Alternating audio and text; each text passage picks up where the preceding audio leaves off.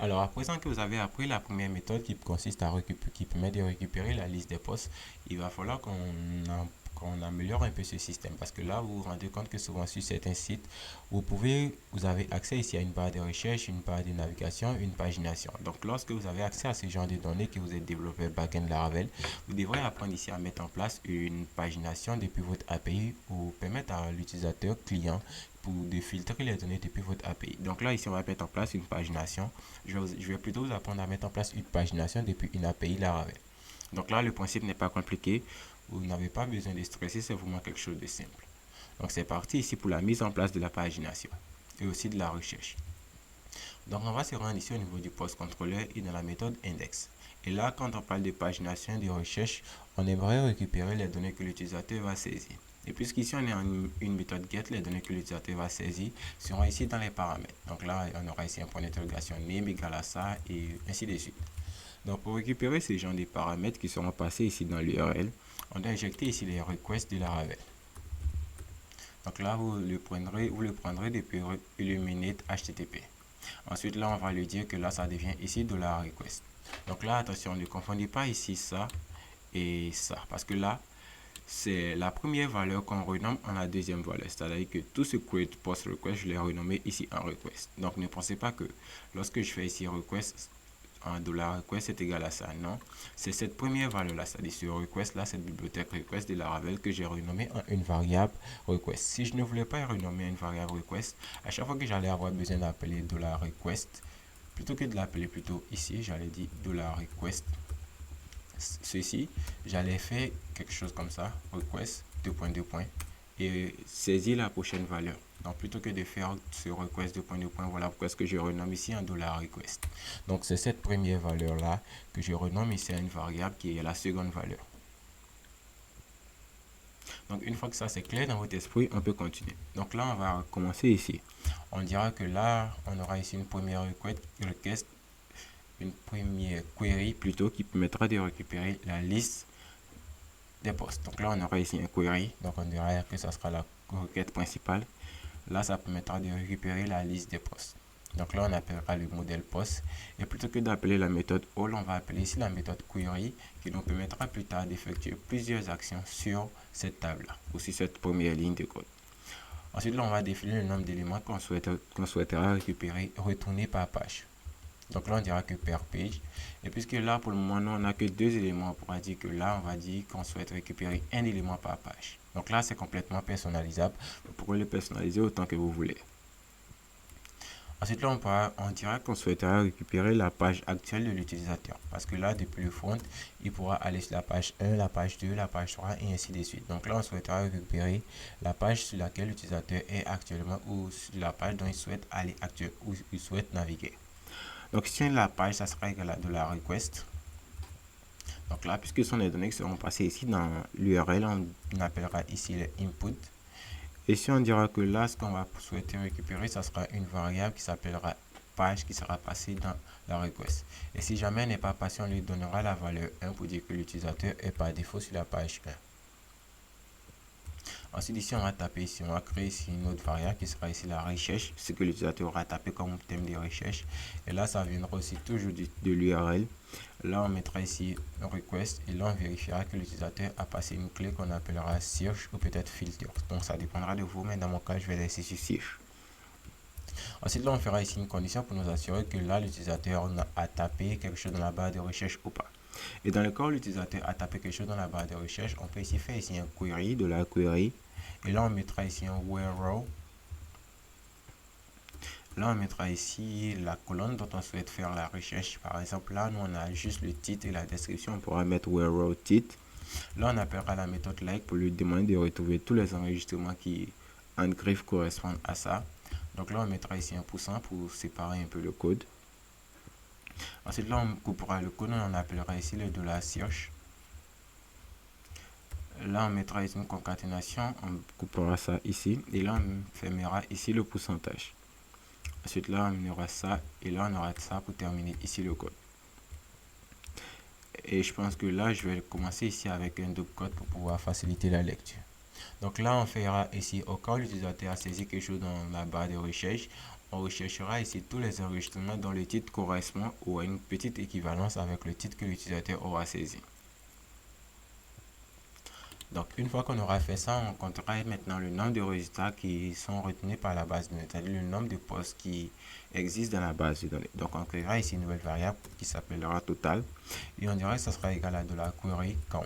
Donc, pourquoi est-ce qu'on appelle ici le query count juste en dessous d'ici, en dessous de cette variable-là, cette recherche-là, et pourquoi pas ici? Parce que là, si on la retourne ici, par exemple, je prends ici des enregistrements, je vais prendre ici deux tableaux. Je verrai que là, ça sera ici mes objets qui sont dans ma base de données. J'aurai ici un titre qui sera 1. Et ici, j'aurai ici un deuxième objet avec le titre qui sera 2. Et là, je vais commenter ça pour que ça puisse disparaître en tant qu'erreur.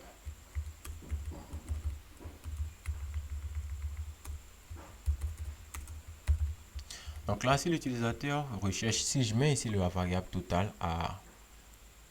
Je mets ici la variable totale juste avant ici cette variable de recherche, il me retournera 2 ici. Et quand l'utilisateur fera une recherche, si par exemple l'utilisateur recherche ici le thème 2, le nombre total d'éléments qu'il trouvera restera toujours ici à 2. Alors que si je mets ici, la variable totale en dessous, par exemple ici il me dira que là il a 2 éléments total dans la base de données.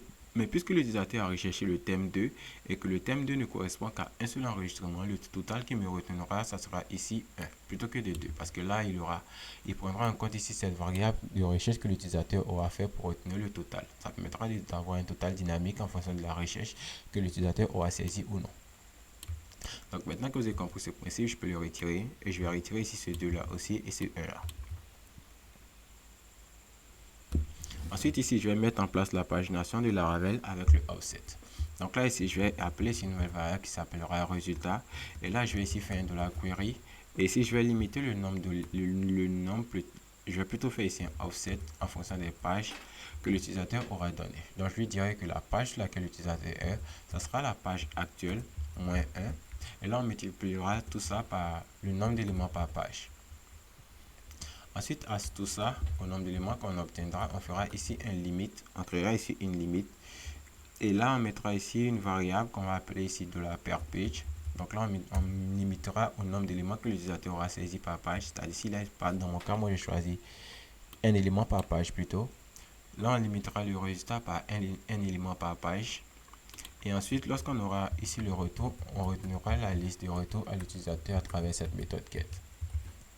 Donc là, si je devais me réexpliquer, c'est que là, on prendra ici une request plutôt. Et puisque à travers une request, on peut avoir plusieurs éléments. Dans mon cas ici, j'ai pris ici le tableau avec deux objets.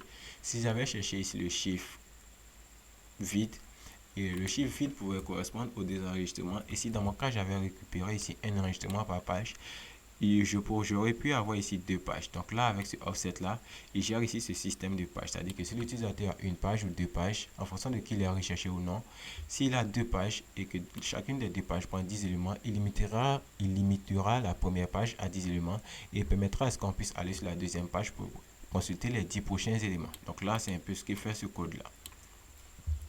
Donc, puisque vous avez compris ce principe, on va maintenant continuer. Et là, je pense que là, tout ce bloc-là doit venir se mettre ici à l'intérieur de ce try.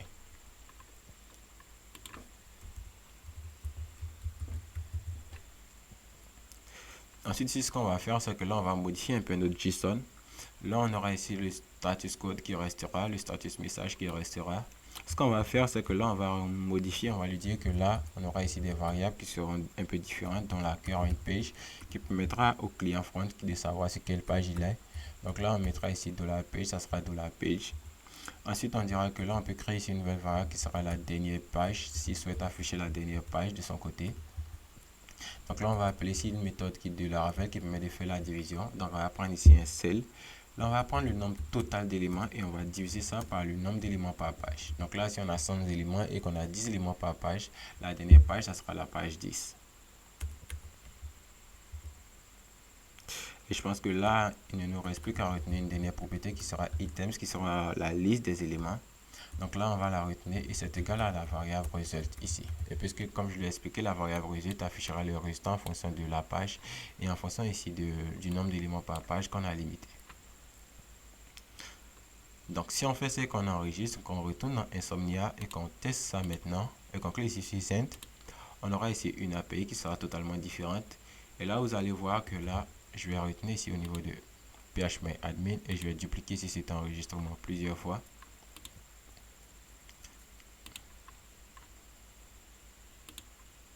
Donc là, on voit que j'ai 4 enregistrements, mais cette fois-ci, vous voyez que je rafraîchis ici. Je n'ai qu'un seul enregistrement qui est là.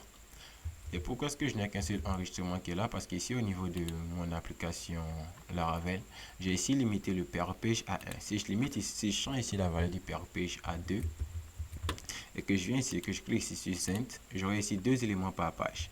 Et comment est-ce que je peux faire ici pour accéder à la page suivante? J'ai juste à venir ici, passer dans le paramètre page, et si je lui dis que je souhaite aller sur la page 2. Et là, si je clique ici sur le Send de la page 2, j'aurai ici current page qui sera à 2, last page ça sera à 2, j'aurai ici la page 2. Et si j'essaie d'aller sur la page 4, je verrai que là, pour la page 4, je n'ai aucun élément, et c'est ce qui est nettement fait. Et alors, j'ai aussi mis en place ici, que je regarde, on a aussi mis en place ici un système de recherche. Donc là, j'ai 2 fois dupliqué titre provenant de Insomnia. Je vais un peu modifier ça dans la base de données. Titre.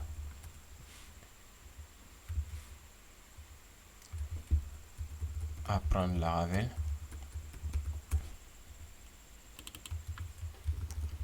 Apprendre React. Vue.js. Donc là, je mettrai ici ces différentes valeurs, 4 valeurs totalement différentes. Ensuite, là aussi, au niveau d'Insomnia, si je souhaite récupérer ici, je souhaite ici faire une recherche, puisqu'au niveau de Laravel, que je retrouve ça, j'ai passé ici un paramètre search, un input de type search, comme je l'ai dit.